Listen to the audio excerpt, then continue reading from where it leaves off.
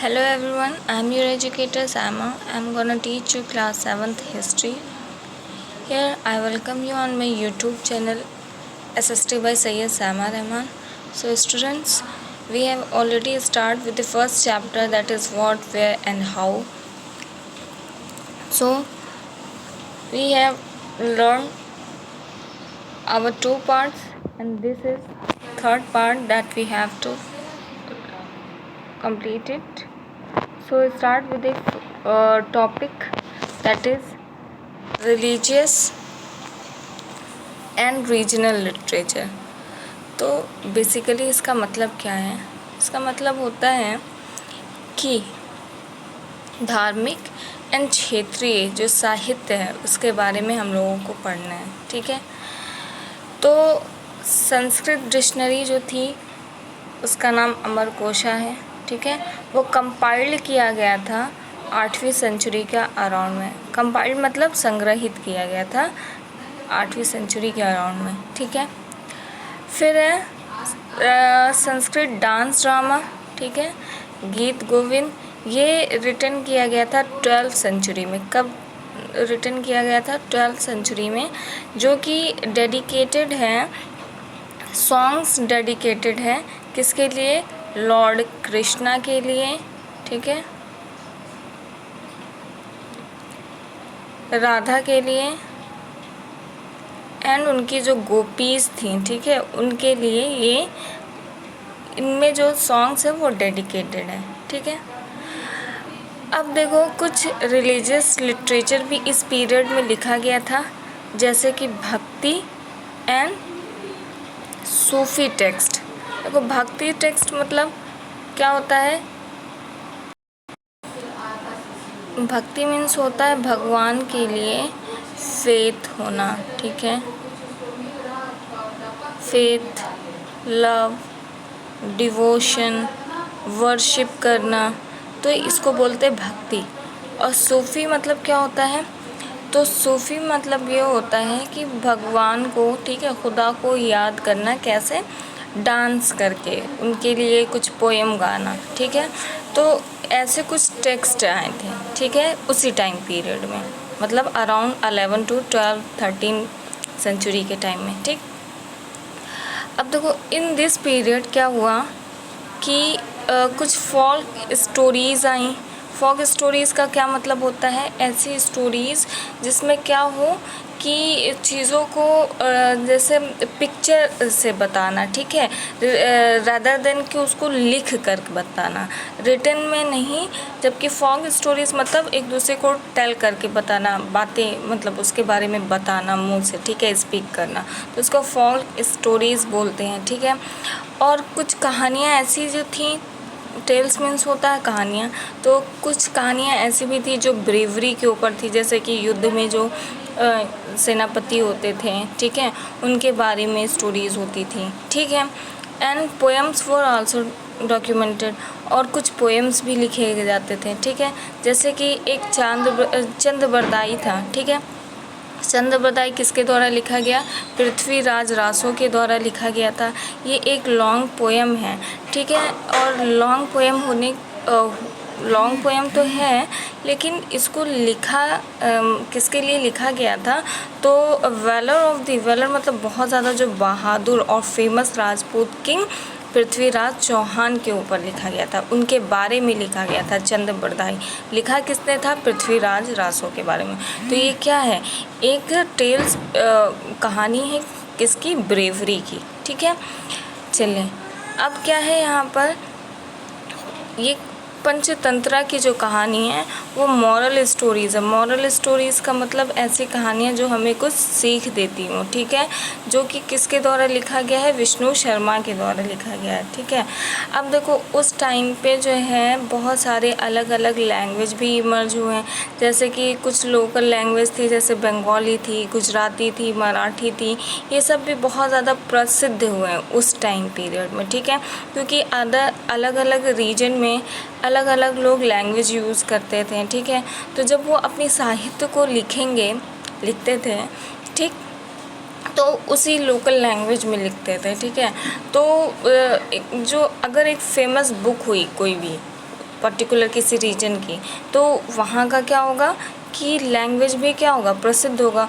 तो बंगाली, गुजराती, मराठी भी ये क्या होने लगा, धीरे धीरे बहुत ज़्यादा प्रसिद्ध होने लगा। ठीक है, अब उनका यूजेस भी इंस्क्रिप्शन पे देखे जाने लगा, लिटरेरी फ्रेगमेंट्स में भी देखे जाने लगा। इंस्क्रिप्शन मतलब क्या होता है, आपको बताया था, जैसे पत्थरों में कुछ शिलालेख कर देना, मतलब पत्थरों को काट काट करके उसमें कुछ चीज़ें लिख देना। ठीक है, और लिटरेरी तो आप सबको समझ में आता ही है। तो इंस्क्रिप्शन और लिटरेरी क्या होता है कि लिखा जाने लगा। ठीक है, किस चीज़ को, इन्हीं लोकल लैंग्वेजेस को दिखने लगा। फिर उसके बाद जो तेलुगु था, ठीक है, वो भी 11th सेंचुरी में क्या होने लगा कि लोग इसके बारे में भी जानने लगे। मतलब शुरुआत हो चुकी थी 11th सेंचुरी में किसकी, तेलुगु लैंग्वेज की। ठीक है, लेकिन जो मलयालम था उसका वो जो है उसका डेवलपमेंट कब हुआ था, लगभग 14 से 15 सेंचुरी में क्या होने लगा, लिटरेरी सोर्सेस क्या होने लगे, इसके मिलने शुरू हो गए। ठीक है बेटा, अब चलते हैं। लिटरेरी सोर्सेस मीन्स होता क्या है, चूँकि हम पढ़ा चुके हैं इस चैप्टर में, तो आप हमको बताओगे कि what is literary sources, comment करके बताओगे। ठीक है, चलिए, संस्कृत जो था वो एक लैंग्वेज बनी। ठीक है, किसके लिए, प्रीस्ट के लिए और ब्यूरोक्रेट्स के लिए। देखो प्रीस्ट क्या मतलब होता है, प्रीस्ट मतलब आप सबको पता है साधु संत होता है, और ब्यूरोक्रेट्स मतलब क्या होता है कि जो योद्धा वगैरह नहीं होते हैं, मतलब कि किसी भी सेना, जैसे सेना है तो उसमें जो ऊंचा पद हो जाएगा तो उसी को क्या बोल देंगे, ब्यूरोक्रेट्स बोल देंगे। ठीक है, तो हायर पोस्ट पे जो लोग होते हैं उनको ब्यूरोक्रेट्स बोलते हैं। तो वो लोग क्या होने लगे कि ज़्यादा से ज़्यादा संस्कृत लैंग्वेज का यूज़ करने लगे, और धीरे धीरे संस्कृत लैंग्वेज प्राकृत लैंग्वेज को रिप्लेस करना शुरू कर दी। प्राकृत जो लैंग्वेज है इसको रिप्लेस करना क्या कर दी, शुरू कर दी संस्कृत। पहले जो हम लोग बोलते थे वो प्राकृत था, लेकिन संस्कृत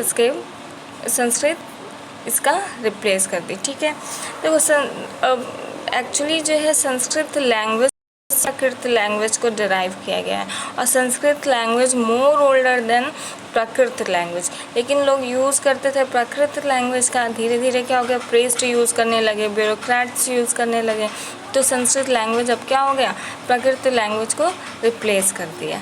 ठीक है, अब जैसे कि लोग क्या करते थे कि ये यूज़ करते थे लैंग्वेज में। ठीक है, लैंग्वेज ऑफ लिटरेचर, जब वो साहित्य लिखते थे तो एडमिनिस्ट्रेशन एंड लॉ में, मतलब जो एडमिनिस्ट्रेट करते थे, जैसे कोई राजा है एडमिनिस्ट्रेट कर रहा है अपने राज्य को। ठीक है, लॉ जब कोई बनाते थे तो उसमें भी वो उसी लैंग्वेज का यूज़ करते थे। 12वीं सेंचुरी तक प्राकृत लैंग्वेज का यूज़ हुआ। ठीक है, लेकिन उसके बाद संस्कृत रिप्लेस हो गया, संस्कृत जो है रिप्लेस कर दिया किसको, प्राकृत लैंग्वेज को। अब देखो उस टाइम में पर्शियन लैंग्वेज भी बहुत ज़्यादा फेमस होने लगा, क्योंकि आप सबको पता है कि अराउंड 12th सेंचुरी के बाद से क्या होने लगा कि तुर्क से, पर्शियन से लोग आना शुरू कर दिए।